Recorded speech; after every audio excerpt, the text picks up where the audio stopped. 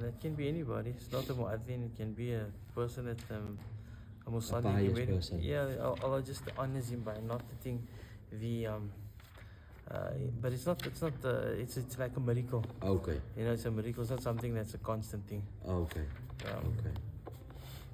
Yeah, you said it like. Malakatani Sumar say he believe that a man is not going to enter Jannah without a beard.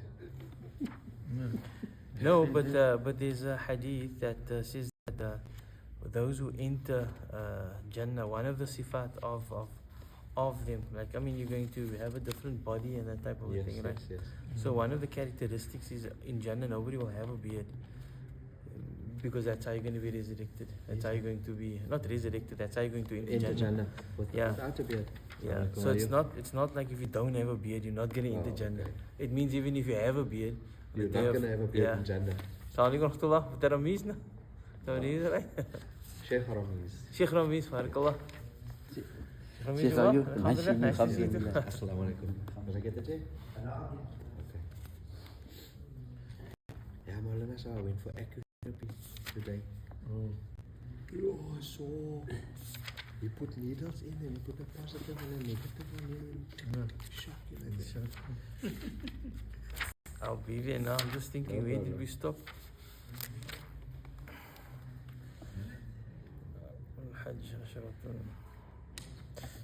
Yeah, okay, we started the haram. But I mean, come all the way now.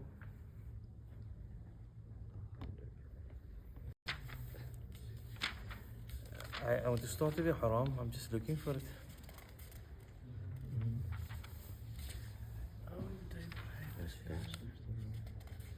Yeah. Assalamu alaikum.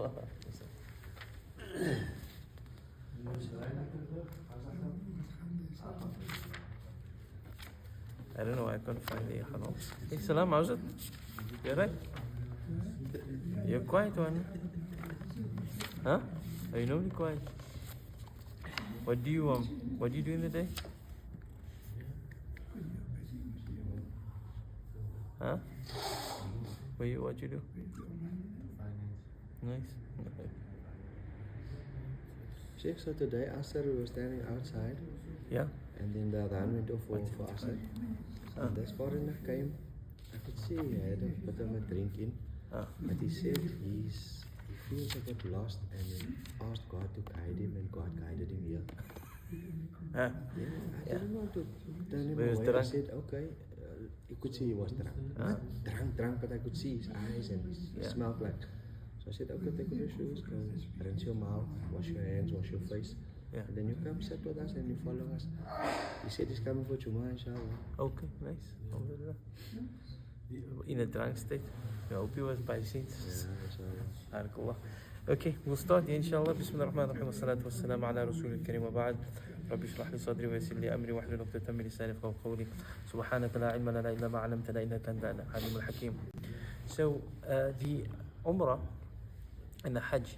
So we focus on Umrah. We touched on that last week, and we did the spirituality of we did just of the spirituality of Umrah. I did that last week because there was someone watching online that was going to perform Umrah, and I thought we'd do it that way. Umrah is a very simple procedure. It's 4 things. The one is an intention by a haram. Number 2 is the tawaf. Number 3 is the sa'i. Number 4 is shaving or shortening the hair. So just the gist again of the Umrah before we're going into the rules of Umrah. When you're looking at the state of the haram, the state of the haram is not actually donning the clothes. When you put on the clothes, you're not in the state of the haram. When you make it to rakat sunnah, you're still not in the state of the haram. It's only when you intend to go into a state of haram, then you are in a state of the haram. And you have to go into that state of the haram before the miqat. You have to do it before the miqat. So the intention is compulsory. The intention to go in a state of the haram, that's compulsory. If you don't do that before the miqat or by the miqat, then you have to pay a penalty, right? In Hajj and Umrah, it's the one place where the Shafi'i agrees with the Hanafiya, having this differentiation between a wajib and a fard. So there's four things in that is fard in the Umrah, which is again the intention to go in ihram. Secondly is the tawaf. Thirdly is the sa'i, and four is the cutting and shooting. That is fard, right? It's compulsory.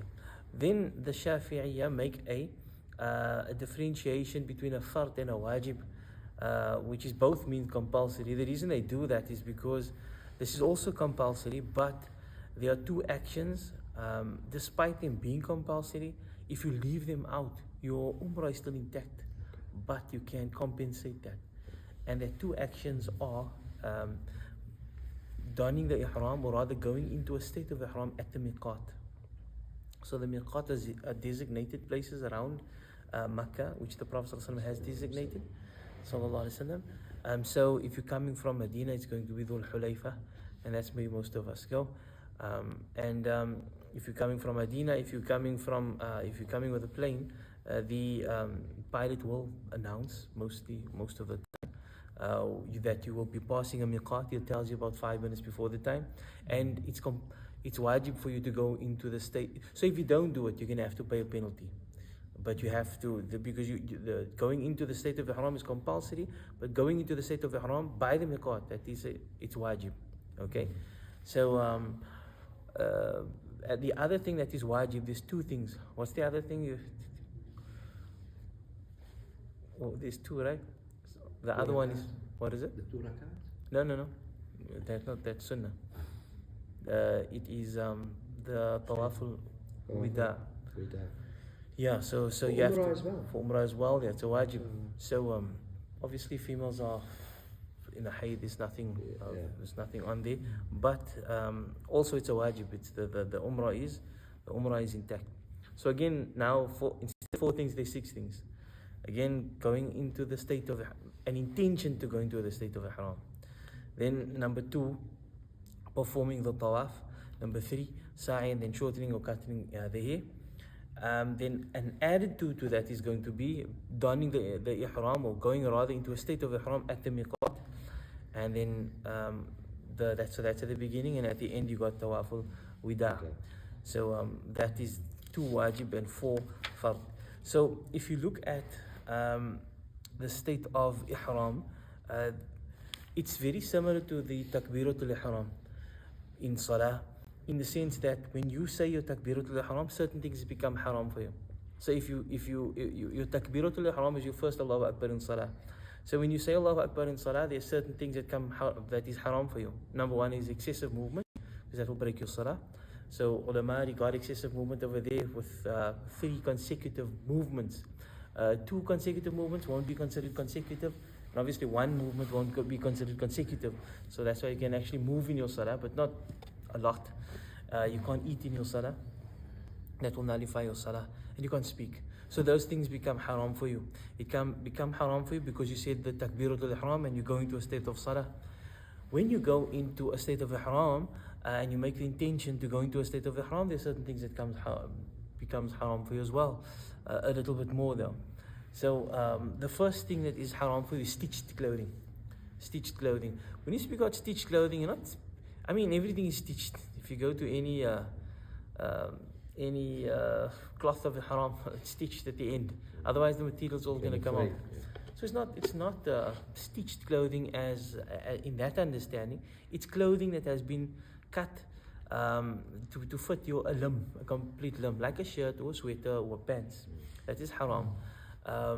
One of the reasons it is haram, because if you look at it, the 2 cloths that is recommended, the upper and the lower cloth, they are both clothing. Also, there is this mas'ala mentioned this in fiqh, that if you were to take a pants and throw it over you, then that's acceptable, but you can't put it on. So what's the difference? The one is going to be, both covers the awrah, but the one is for beauty, and the other one is to cover the awrah. So you get this spirit of ihram over here, where you want to get the slave in a humble state, to be in a humble state, to cover the bare minimum of the awrah. Another thing that is haram in the state of ihram is a head covering for the men only. Head covering for the men only. the head covering, like a cap or a fez or anything with that regard, you can take shade by a pole or something. If in the olden times people used to carry the luggage on their head, that's fine, because you're not wearing a case as a head covering. It's just simply. But again, why the strict law on men uncovering their head? So you have to be exposed, and Makkah is known to be relatively hot, whether it's in the winter or the summer, especially in the middle of the day. So the idea over there is, again, it's very uncomfortable. It's to create that, to take the slave from that comfort zone and to put him in an uncomfortable zone for the sake of Allah subhanahu wa ta'ala. So again, you can take shade by a wall or something like that, but you cannot wear a cap or anything of that nature. Then the third thing that is going to be haram is now specifically for the females. They can't wear niqab and they can't wear gloves. So in our culture, we're not generally, females don't wear niqab, but in other cultures, it's part of their culture. It's part of their dress code. If females don't wear, they feel exposed, and some cultures and some opinions of scholars refer to the niqab or they label the wearing of the niqab as compulsory, even the gloves as well. So, but that's differences of opinion over there. We know the face can be uncovered. All ulama would say the face must be covered. Inda al-fitna, where there's a fitna, where the female's face is actually creating a problem, then all scholars would agree that it's better for her to close her face because she's causing this fitna. But the point is, a lady, the Aisha radiallahu anha, she did not wear niqab in the state of ihram. She would sit in this hawdaj, which is that thing that they put on the camel, and she would sit there, and when people would come close to her, she would actually close the curtain, but she wouldn't wear her niqab. So we can see that it is the niqab should not be worn in the state of ihram. It's actually haram. Again, the question is why? Why would it be haram for a lady to wear niqab? There's a whole discussion that fuqaha have whether niqab is wajib or not. If you look at this one point, just an interesting thing to discuss.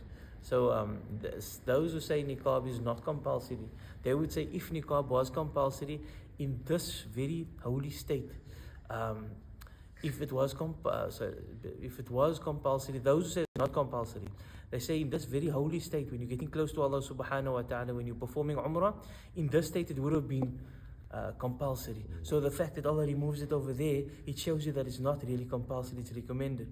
Other scholars would say no, this shows that it is compulsory because that is the very time that you're supposed to take off your niqab, which means other times you're supposed to wear the niqab. So there's just an interesting point to note. Both opinions can be respected. But again, a lady, when she wears a niqab, they call this the state of hishma. She's in a comfort zone.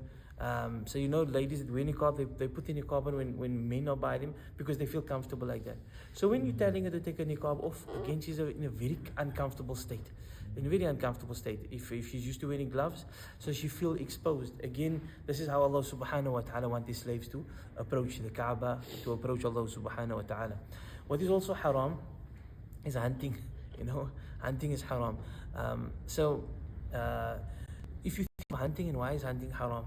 No, hunting has a thrill with regards to that. There's the finding and hunting and creeping and loading the weapons and that type of a thing. So there's a thrill with regards to that, and besides also the food that is freely available. So how does that apply in our time? So this is prohibited in the state of ihram. You cannot do that. How does it apply to our time? Nobody's going to hunt in Makkah. So we can take the analysis from there, whereby when you hunt, your mind is slightly heedless because you're chasing after the hunt, you're chasing after the kill. So we can take an analysis whereby anything that takes our mind completely away from Allah subhanahu wa ta'ala, or a lot, we can take analysis from them. Like what? People playing excessive games in the state of the haram, and you find that in the haram. People playing games in the haram, on their mobile phones. People playing games or browsing the internet excessively. We're not saying they shouldn't completely, but this excessive nature whereby you forget you're in a state of ihram. Everything is now so easy. it's very easy for you to forget about Allah subhanahu wa ta'ala. So, surfing the net, excessive shopping. Shopping is not haram, it's not makruh either, but the excessive shopping, which is permissible, you can shop excessively, nobody's saying it's not permissible, but in the state of ihram, when you're doing that you forget about Allah subhanahu wa ta'ala. From this hunting mechanism, we can take that you have to be wary of where you are. Another thing that is haram in the state of ihram is uprooting trees. So who on earth is going to go to Makkah to uproot a tree? It won't even cross your mind. And how does that apply to us? You will find that when you come to the precincts of the Holy Lands, past the miqat, you will find there are some plantations or some plants that are there. So even though you are not intending to pull that thing out, understand you're looking at plants that are sanctified and protected by Allah subhanahu wa ta'ala. So that at least can be a sign. Even if you come out of your hotel and you see there's in the streets of in Makkah, you'll see there's sometimes plants over there. Very rarely here and there, but at least let it be a sign to know, okay, I can't pull out that plant because that is protected from Allah. So it gives you this remembrance of Allah subhanahu wa ta'ala. So you'll find that the state of ihram is again to put as much restrictions on you as possible, because this is how Allah subhanahu wa ta'ala wants you to approach the Kaaba. Then also what is haram is the removal of hair. So why would this be, how can you remove hair firstly? So obviously we're going to pluck hair out of your body, which is unnecessary. That is prohibited, right? That's a penalty. And then obviously from your beard or your head, that's going to be prohibited. So if you're brushing your hair and you know hair is going to come loose, then you should not be brushing your hair or your beard if it usually comes loose, or if there's a strong chance. So how does that apply to us, and what does that actually do to us? Firstly, you'll notice that when you are in the state of ihram, you all of a sudden want to play with your hair. All of a sudden you want to brush your hair, because that restriction is on you now. Now you feel a little bit uncomfortable. And what that also allows is for your hair to become a little bit disheveled, for your beard to become disheveled. So this is, again, you can see Allah subhanahu wa ta'ala wants to keep you in that uncomfortable situation. Also what is haram in the state of ihram is the applying perfume. So perfume can be applied before. Even though the effect of perfume lasts after ihram, it doesn't matter. But you're not allowed to put on perfume in the state of ihram. And this, what this does is, again, it makes you again uncomfortable. People that loves perfume, they put on perfume all the time. So now the fact that you can't put on perfume, you all of a sudden aware of strange things that got these smells. Some scholars go a little bit extreme. You can't touch, you can't eat, for example. Let's not say it's extreme. There are just some views that are very strict, put it that way. It's so strict, it seems a bit unnecessary. But we shouldn't also, I don't mean it in that way. I just mean the views are very strict. So, for example, they'll prohibit you eating akani if it has saffron in, because saffron has a nice smell. That's going a little bit, not overboard, but it's a very strict view. Again, there are views, and contemporary scholars have and hold these views, that if you apply something that has scent as a byproduct, so like soap, for example. So this is a gray area. So can you use scented soap or not? So some scholars would say no, they scent in there, don't use it. Others would say you don't buy soap to scent yourself. It's just a byproduct of using soap. So you're not applying scent. Yes. So, so that is actually, if you go to the shop and you want to go buy your scent, you're not going to go to the soap section. Mm-hmm. You with me? So that's the same with using these, this cream to kill the germs, Yes, and sanitizer, and for all of those things. But mind you, you do get sanitizers that's made from with this oud thing. Yes. And that is actually to smell liquor. Yes. So that would obviously be prohibited. So these discussions, it seem a bit sometimes like, why are we having these discussions? But it does come up, and it does apply. So I think we went through everything that is haram in the state of ihram. We went to the clothing. Oh, the shoes. That's the last thing. You cannot wear shoes in the state of ihram. Now everybody that performs umrah knows they walk a lot. Hajj, you walk a lot. And you'd want to be have shoes. Having the slippers and walking as far as you need to walk is again making you in a very uncomfortable state. So Allah subhanahu wa ta'ala does this, and what is recommended obviously is the sunnah of the haram is to wear and don the upper and lower garment. And can you wear, what can you do? Some misconceptions: can you wear a ring? Yes. Can you wear a belt? The answer is yes. You can wear anything that doesn't cover an entire limb. So the watch can be worn. If you have a problem with your muscle, you get that muscle thing that people put on, that can be worn because you are not covering a complete limb. But anything that is like a stitched clothing that you're putting on, that is going to be haram. Is there anything that I left out? The niyyah, though, I forgot to just mention that, the niyyah. Let me just mention that quickly. The niyyah, yeah? So what if now, so it's haram for a lady to wear, so what if she got a skin condition? So she is required to wear gloves. Yeah, so that's it. So if you have a for example, if you have something on your head, like psoriasis or something like that, because this does happen, you're in a state of haram and you're sweating and your hair is itching, and it's so bad, and then you need to shave your hair. Then if there is a need, you can do that, but the penalty will have to be paid. Okay, and bear in mind also with regards to the ladies covering themselves, their face, there are certain scholars that would recommend this, and there are certain scholars that wouldn't. So this is respected both sides again.